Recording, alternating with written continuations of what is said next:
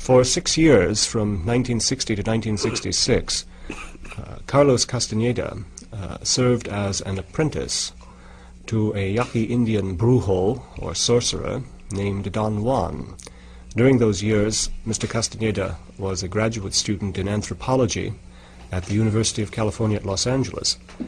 His experiences with Don Juan led him into a strange world of shamanistic lore and psychedelic experience and adventures in what Mr. Castaneda calls states of non-ordinary reality, some of which were frightening in the extreme and all of which are fascinating in the extreme.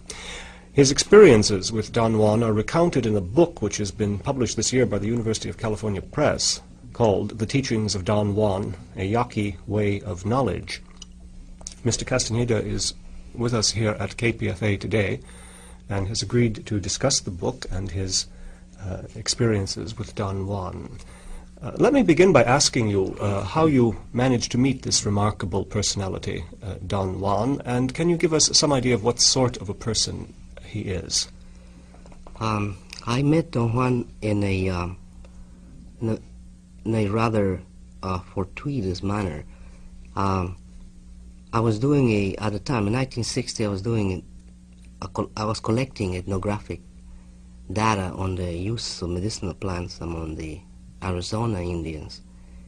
And a friend of mine, who was my guide on that enterprise, knew about Don Juan.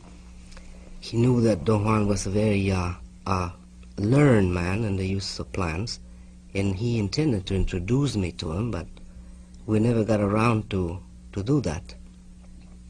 One day, when I was about to return to Los Angeles,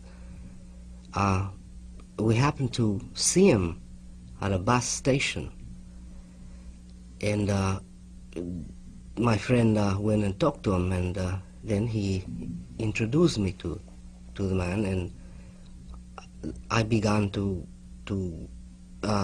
tell him that my interest was plants, and that especially about peyote, because somebody had told me that this old man was very learned in the use of peyote. And we talked for about 15 minutes while he was waiting for his bus, or rather I did all the talking. And he didn't say anything at all. He kept on staring at me from time to time. And that made me very uncomfortable, because I didn't know anything about peyote. And he seemed to have seen through me. After about 15 minutes, he got up and said that perhaps I could come to his house sometime where we could talk with more ease. And he just left. And I thought that the attempt to meet him was a failure, because I didn't get anything out of him. And my friend thought that it was very common to get a reaction like that from the old man, because he was very eccentric.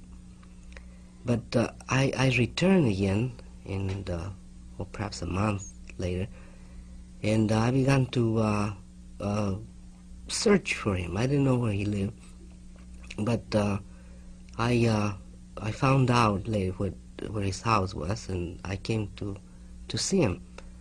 At first, I approached him as a friend. I like, for some reason, I liked the way he looked at me at the bus depot.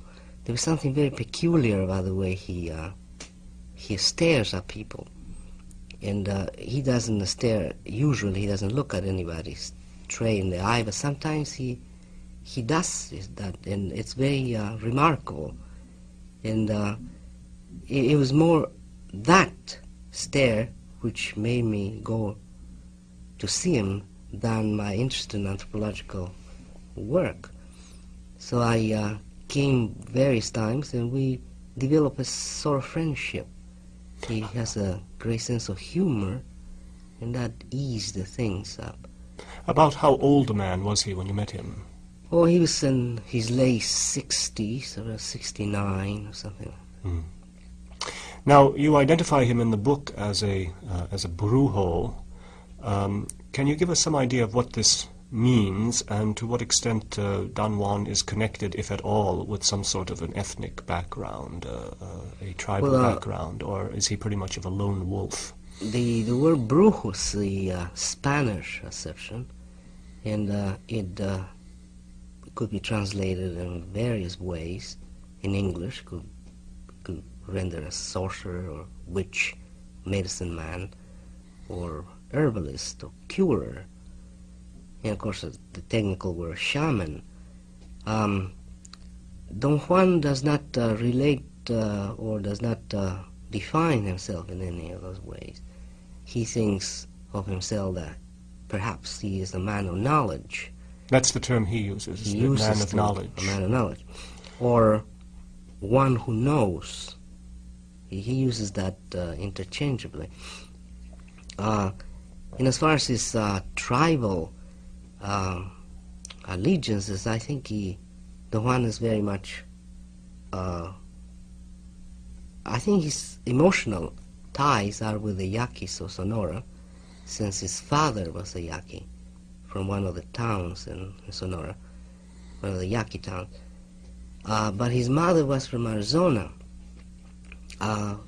Thus he has sort of a divided origin, which makes him very much a marginal man. Then, at the present, he has family in Sonora, but he doesn't live there. He lives there part of the time, perhaps.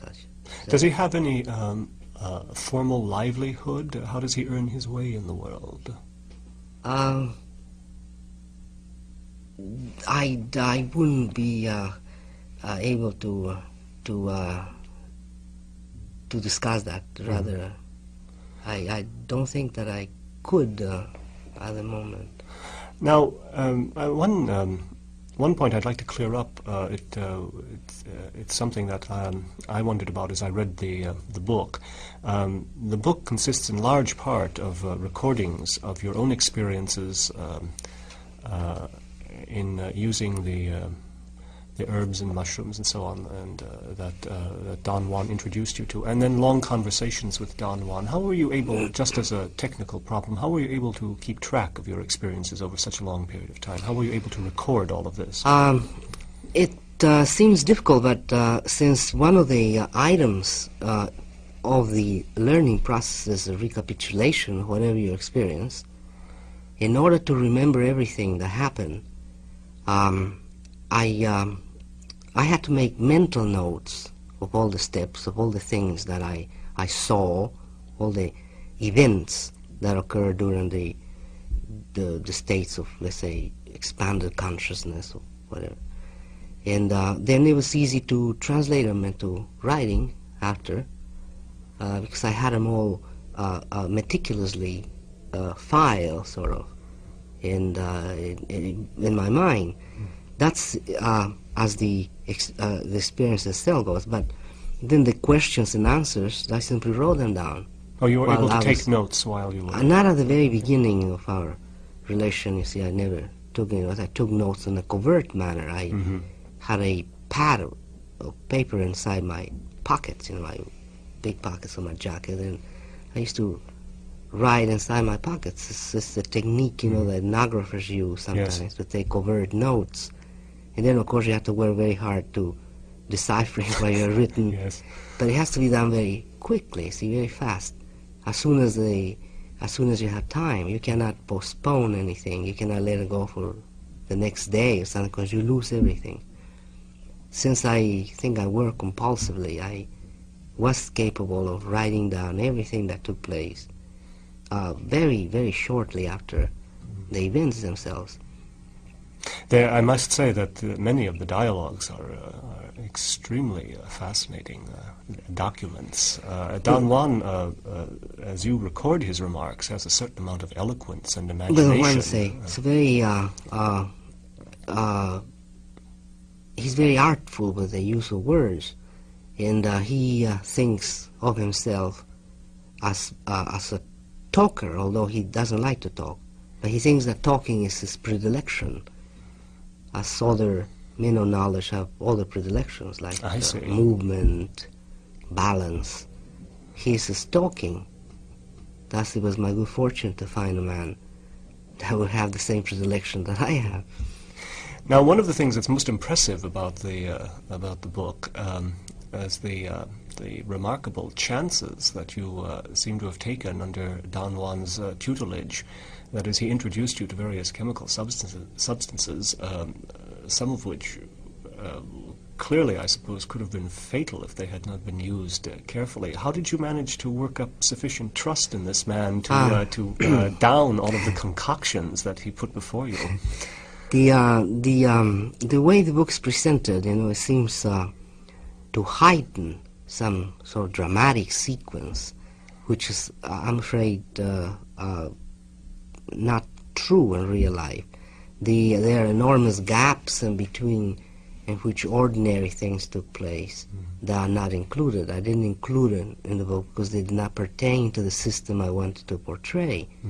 So I just simply took them away, you see, and that means that the gaps between those very height states, whatever it is,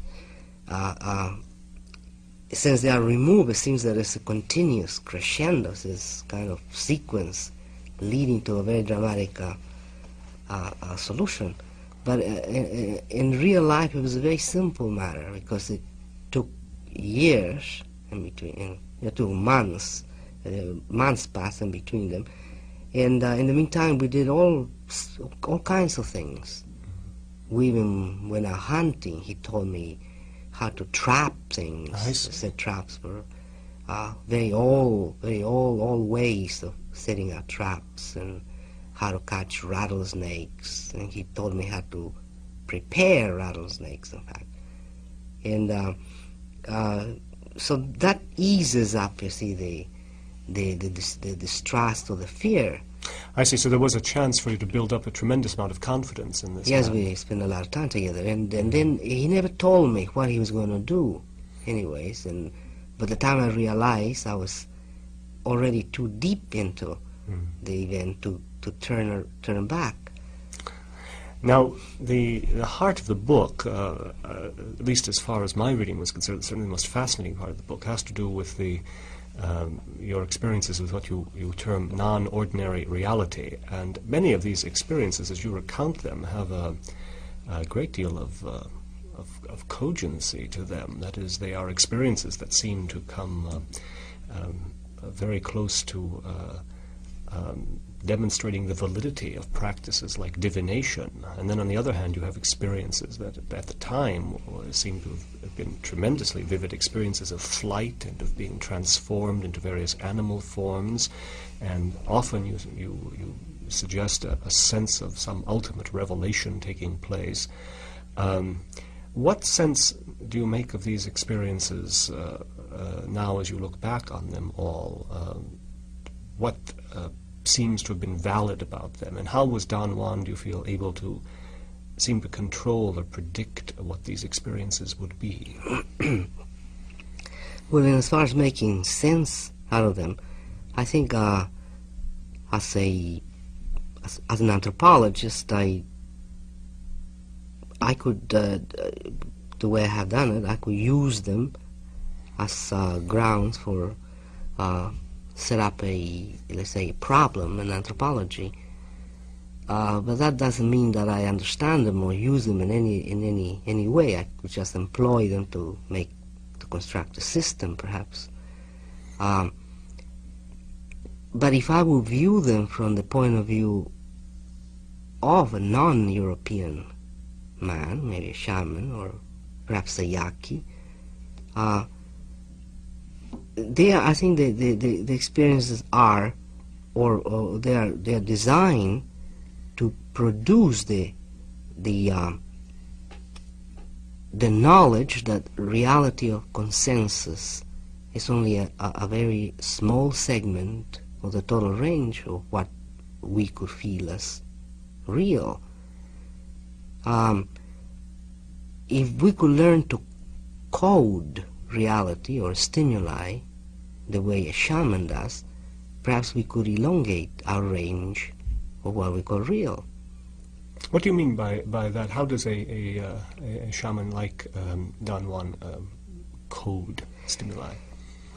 For instance, in the idea that a man could actually turn into a cricket or a mountain lion or a bird is, to me, my personal conclusion. It's a way of intaking a stimuli and readapting it. I suppose the stimuli is there. Anybody who would take an hallucinogenic plant or a chemical produced in the laboratory, I think would experience more or less the same distortion, in quotes, because distortion of reality. But the shamans, I think, have learned through usage and in thousands of years, perhaps, of practice, they have learned to reclassify the stimuli and code it in a different way. The only way we have to code it is as hallucination, madness. That's our system of codification. Mm-hmm. We cannot conceive that one could turn into a crow, for instance. This was your experience yes, under Don Juan's tutelage. I cannot, as a European, I refuse to believe that one could do it. Mm-hmm. You see that, but it was a tremendously vivid experience when you had it. Well, it was. I could say, it was real. Mm-hmm. That's my only way of describing it. But now to see that thing's over, if I will be allowed to analyze it, I think what he was trying to do was to teach me another way of coding reality, another way of putting it into a propitious frame that could again turn into a different interpretation. I thought the passage in the book where these very different orientations toward reality that you had and Don Juan had, the point at which it came through, at least most clearly to me, was the point in which you questioned him about your own experience of apparent flight. And you finally came around to asking if you had been chained to a rock, would you still... would Don Juan still feel that you had flown? And his answer was, in that case, you would have flown with the chain and the rock. Yeah, and he alludes, that I think what he meant to say is that one never really changes. You see, as a European, my mind is set, my cognitive units are set in the sense I would admit only a total change. For me to change would mean that a person mutates totally into a bird, and that's the only way I could understand it. But I think what he means is something else, something much more sophisticated than that. My system is very rudimentary, I see. It's not... it lacks the sophistication that Don Juan has, but I cannot pinpoint actually what he means by things. What he means that one never changes really. There's something else, another processes taking place. It is difficult to focus on this. I think I remember Don Juan's line was, "You flew as a man flies," but he insisted that you flew. Yes. Yeah. There's another remarkable statement he makes, and it is. In the discussion of the reality of the episode, he says, that is all there is in reality, what you felt. Mm-hmm. Yes. Mm-hmm. Yeah.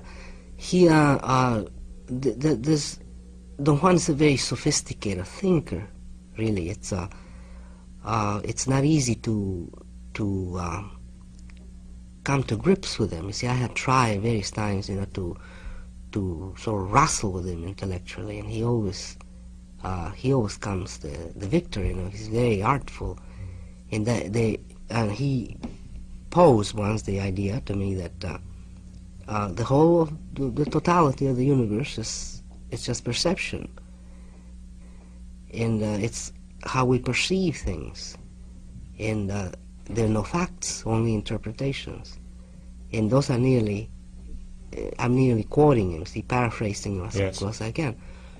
And perhaps he's right in that sense, or not perhaps, I think he's right in that sense. Is the facts are nothing else but interpretations that our brain makes of stimuli. So if that's such, whatever I felt was, of course, the important thing. Well, now one of the aspects of what we normally call reality that seems most important to us is that of coherence or consistency from experience to experience. And I was impressed by the fact that the experiences you had under peyote seem to have in your recordings a remarkable coherence from experience to experience. I'd like to question you about this. There is an image that appeared in the experiences which you call mescalito, and it seems as if this image appears again and again with great consistency, that the general sense of the experience, the sound of it, the feel of it is very much the same from time to time. Am I accurate in saying? Yes, very, very much. Well, how do you make sense of that fact? Well, it's either that I have two interpretations. Mine would be that it's product of the indoctrination I went through, those long periods of discussions and where instruction was given.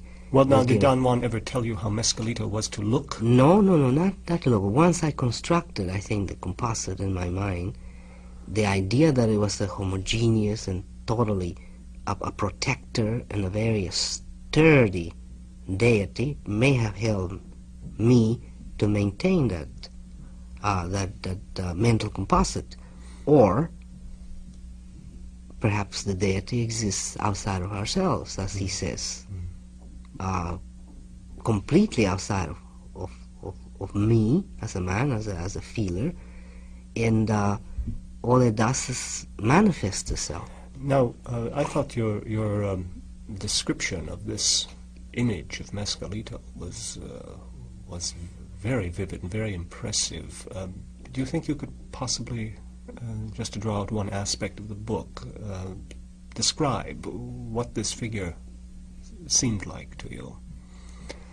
Oh, well, it was truly an anthropomorphic composite. It was not truly a man, but it looked like a cricket. And it was very, very large, perhaps larger than a man. And it looked somehow like the surface of the cactus, the peyote cactus. And that was the top. It looked like a pointed head, but it had human features in the sense of eyes and a face. Yes. But it was not quite human either. It was something different about it. And the movements, of course, were quite extraordinary because they hopped. Now, when you described this experience to Don Juan, how did he deal with it? Was this the right image? Or no, he didn't care at all about my description of the form. He was not interested at all. I never told him what the form. He discarded it all. I wrote it down because it was quite remarkable for me as the man who experienced it. It was just extraordinary. It was truly a shocking experience. Thus, I record everything that I experienced, but insofar as telling him, he didn't want to hear about it. He said that it was unimportant. All he wanted to hear was whether how close he let me come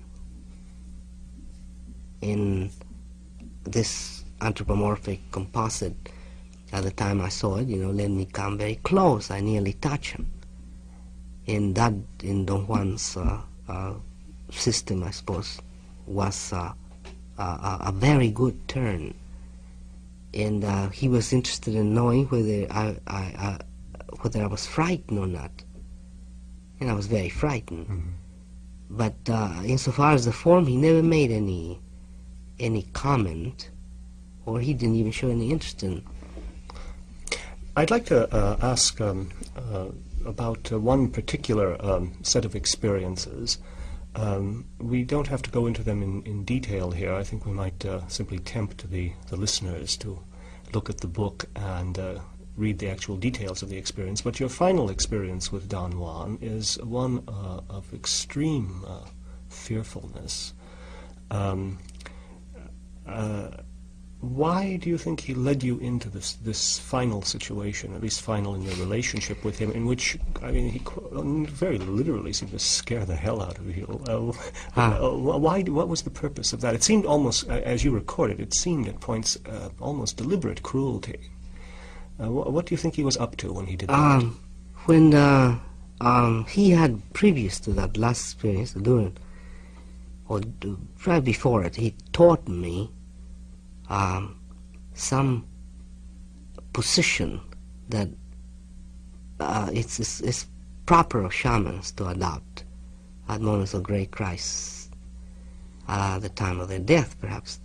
It's a form that they would adopt, and it's something that they would use. It's a sort of validation. It's the signature, let's say, that or they prove that they have been men. Before they die, they will face their death and do this dancing, and then they will yell at death and die.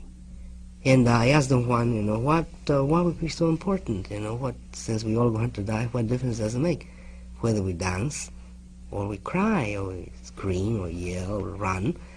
And he felt, that the question was very stupid, because by having a form, a man could validate his existence. He could really reaffirm that he was a man, because essentially that's all we have. The rest is unimportant. At the very last moment, you see, the only thing that a man could do was to reassert that he was a man. So he taught me this form, and in the course of the event, this very frightening set of circumstances or actions, I was forced nearly to exercise this form and use it. It brought a great amount of vigor to me. And the event ended up there. And successfully, in quotes, I was successful in perhaps staying away from death or something like that. Or the next day, the next night, he took me into the bushes. And what I was going to do was he was going to teach me how to perfect this form until it was neat. And in the course of teaching me, I found myself alone. And that's when this horrendous fear attacked me, really. And I think what he had in mind was for me to use this form, this position, this posture that he had taught me. And he deliberately scared me, I suppose, in order for me to test that. I see. And that was my failure, of course, because I really succumbed to fear. Instead of standing and facing my death, as I was supposed to, as a let's say, apprentice of this way of knowledge, I became a thorough European man, and I succumbed to fear. How did things actually end then between you and Don Juan? They ended that night, I think, I suffered a total ego collapse, because the fear was just too great for my resources. And it took hours to pull me back. And it seems that we came to an impasse. We had never talked ever again about his knowledge.